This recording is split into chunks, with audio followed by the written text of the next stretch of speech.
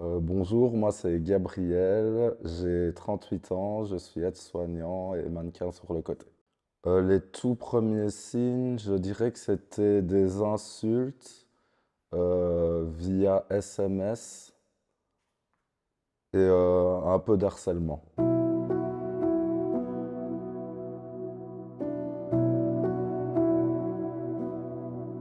On s'est rencontrés, ça fait environ maintenant 10 ans.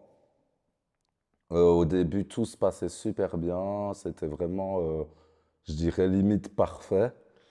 Mais très vite après notre rencontre, il a commencé à montrer des signes un peu bizarres que j'ai interprétés, on va dire, j'ai mal interprété. Je n'ai pas pris les choses telles qu'elles étaient, alors que si j'aurais suivi justement mon intuition à ce moment-là, j'aurais compris qu'il y avait un problème déjà. Bah, c'était des insultes, du harcèlement, tout ça par téléphone et en personne. Pour moi, la violence, c'est de l'agression. Elle peut être verbale, non verbale, psychologique et physique. Je vais prendre l'exemple en fait qui m'a le plus marqué, qui m'a fait comprendre que j'étais avec une personne entre guillemets dangereuse. On rentrait de soirée, il m'avait reproché de continuer à boire. Donc en soirée, je buvais et il m'a reproché de continuer à boire à la maison. Ce que j'ai entendu et j'ai compris. Du coup, en rentrant, je me suis servi un jus de raisin. Quand il a vu le jus, il s'est énervé en disant, voilà, tu continues à boire. Donc je lui ai expliqué que c'était pas le cas. Je lui ai tendu le verre. Il l'a senti et donc il a bien vu que c'était pas de l'alcool. Et au lieu de me le rendre tout simplement, il a éclaté sur le mur à côté de moi. Et là, je me suis dit, waouh, il y a un problème. On s'est rencontrés via les applications. Au début, c'était plus, on va dire, de l'amusement. Et puis très vite, en tout cas de mon côté, il y a eu des sentiments.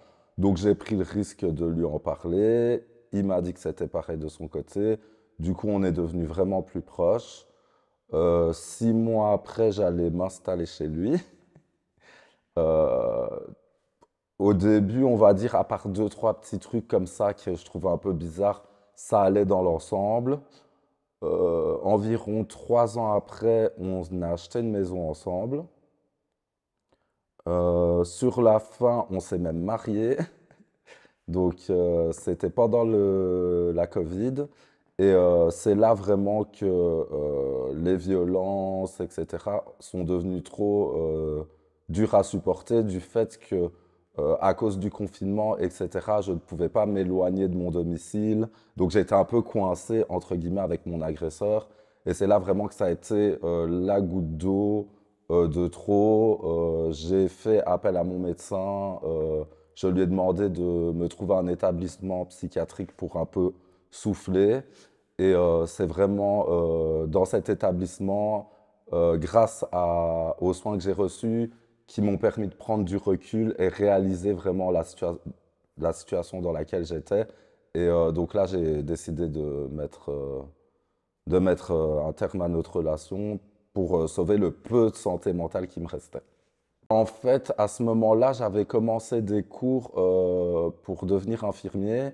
Bah, directement, un premier jour où je rentre des cours, c'est et quoi, il y a un mec dans ta classe? Et alors, bah, au début, je dis non, et puis je me rends compte que oui, parce qu'en fait, il y avait une fille qui était en transition pour devenir un garçon, et donc il fallait la considérer comme un garçon, donc je lui explique ça. Et à partir de ce moment, il a, entre guillemets, un peu pris en grippe cette personne. Donc à chaque fois, c'était des insultes, oui, le PD, machin. Je lui disais, mais non, il n'est pas PD, c'est une fille qui se transforme. Enfin voilà, c'était des trucs un peu irrationnels qui se passaient dans sa tête. Et je pense que son plus gros problème à ce moment-là, c'est que en fait, je rentrais dans quelque chose où il n'avait pas le contrôle. Et vu que c'était un pervers narcissique et qu'il avait besoin de contrôler tous les aspects de ma vie, etc., ça le dérangeait de se dire tous les jours, il part dans cet endroit où j'ai pas de contrôle. Et donc, il m'a fait des crises. À cause de ça, j'ai dû arrêter carrément ma formation parce que c'était pas possible de se concentrer pour étudier. Et du coup, bah, ça m'a mis un peu en dépression de, entre guillemets, passer à côté d'un de mes rêves à cause de son attitude. Et c'est ça un peu qui a engendré cette descente, on va dire, aux enfers. Euh, J'étais en dépression, il venait vers moi, on faisait chambre à part. Donc il venait vers moi, il essayait de me récupérer. Pendant une bonne demi-heure, il me disait plein des choses gentilles, etc. Et quand il voyait que ça prenait pas, bah, il switchait, puis il me disait le contraire en mode un peu débile. Donc moi, à la fin, j'étais complètement perdu. Vu, comme j'expliquais, c'était pendant la Covid, donc c'est même pas que je pouvais dire, allez, je vais souffler un peu une semaine chez mon parrain ou chez un ami. Ça devenait vraiment dur, à tel point qu'à un moment, j'ai carrément fait 2 tentatives de suicide. Donc j'ai fini à l'hôpital. Et ben, on m'a pas pris en charge correctement parce qu'on m'a renvoyé chez moi, ce qui n'était pas normalement la marche à suivre. Du coup, j'ai demandé à mon médecin de trouver un établissement pour pouvoir vraiment prendre du recul. Et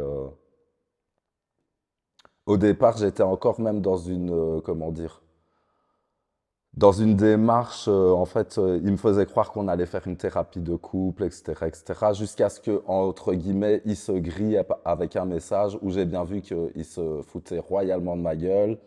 Et mon problème, ça a été que quand je l'ai confronté, malgré que j'avais la réalité sous les yeux, il continuait à mentir. Du coup, là, je me suis dit, je suis marié, j'ai quand même pas signé pour vivre ça jusqu'au bout de ma vie, donc non, stop. J'ai des amis en fait qui ont essayé de m'avertir de ces comportements, notamment de l'emprise qu'il avait sur moi, le fait qu'il voulait trop contrôler bah, mon environnement, mes faits et gestes. Dès que je sortais sans lui, je devais faire des photos, envoyer ma localisation. Et donc, j'avais plein d'amis qui me disaient c'est pas normal, etc.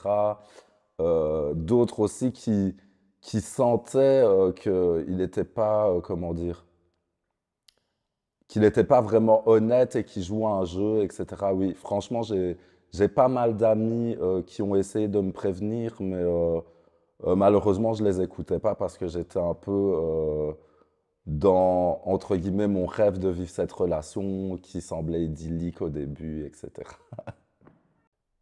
Bah, en fait, il me rabaissait tout le temps, je faisais jamais assez bien pour lui.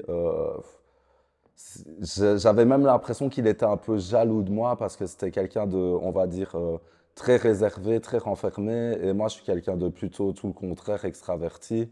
Et du coup, je voyais bien que ça ne lui plaisait pas. Par exemple, quand j'allais sur un défilé et que je faisais des contacts avec des gens, bah, directement, c'était la guerre.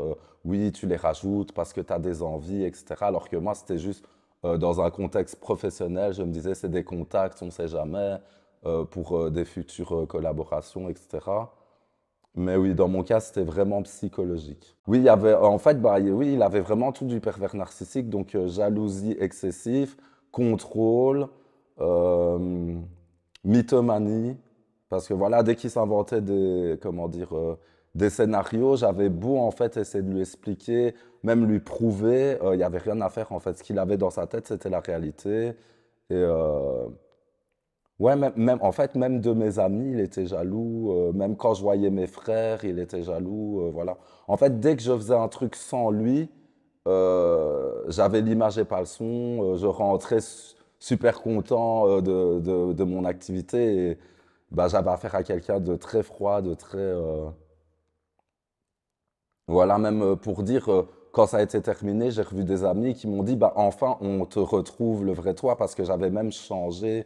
J'osais plus être bah, moi-même, de peur d'avoir des représailles, entre guillemets, de mon ex. La plupart vivaient notre histoire à travers, on va dire, les réseaux sociaux, donc Facebook et tout ça. Et moi, j'appelle ça un peu la fausse vitrine de nos fausses vies heureuses, parce que ben voilà, on va pas montrer quand on vient de se prendre la tête ou qu'on est fâché, etc. Donc les gens ne voient que des bons moments. Et donc c'est vrai que du coup, quand j'ai commencé vraiment à exprimer tout ce qui se passait, il y en a beaucoup qui ne m'ont pas cru, notamment parce que ben lui, il présentait très bien, il te présentait très bien, c'était quelqu'un qui buvait pas, qui ne fumait pas, etc. Et moi, je suis un peu foufou, je fais la fête, etc. Donc, du coup, j'ai même des amis qui ne me croyaient pas, en fait, à la base, en tout cas, qui remettaient ma parole en doute. Et c'est seulement vers la fin, quand je l'ai quitté, qu'il y en a deux, trois qui ont pu voir qui il était vraiment, parce qu'il s'est attaqué à eux directement, il leur a montré son vrai visage. Du coup, bah, j'ai même eu sur mes trois amis très proches, il y en a deux qui sont vraiment excusés, parce que bah, ils m'ont dit souvent tu nous racontais des trucs, mais on te croyait pas trop. Sinon, oui, j'ai eu du soutien, malgré qu'on ne me croyait pas, on m'a soutenu. Au début, ça oui. Ben, personnellement, je trouve que pour améliorer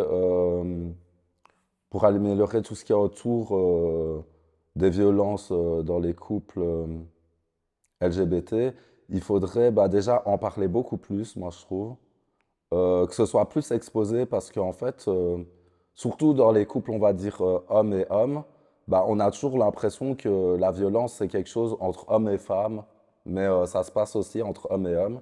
Et malheureusement, je trouve qu'il n'y a pas beaucoup de témoignages, on n'en parle pas assez, c'est pas assez exposé, donc il faudrait créer, oui, enfin je pense que ça existe en fait, hein, des structures d'accueil où les victimes peuvent aller en parler, échanger entre elles, faire des campagnes publicitaires pour pourquoi pas afficher ça, vraiment sensibiliser les gens au maximum en, en le montrant, en le montrant, en faisant des témoignages comme on fait un peu aujourd'hui, pour dire que ça existe et que bah, faut oser en parler pour en sortir et c'est pas facile quoi. Je pense que les hommes ont plus de difficultés à parler de tout ça et demander de l'aide parce que déjà en général dans la société, l'homme a cette image qui doit, entre guillemets, rester fort, ne pas montrer ses sentiments, ne pas montrer qu'il souffre.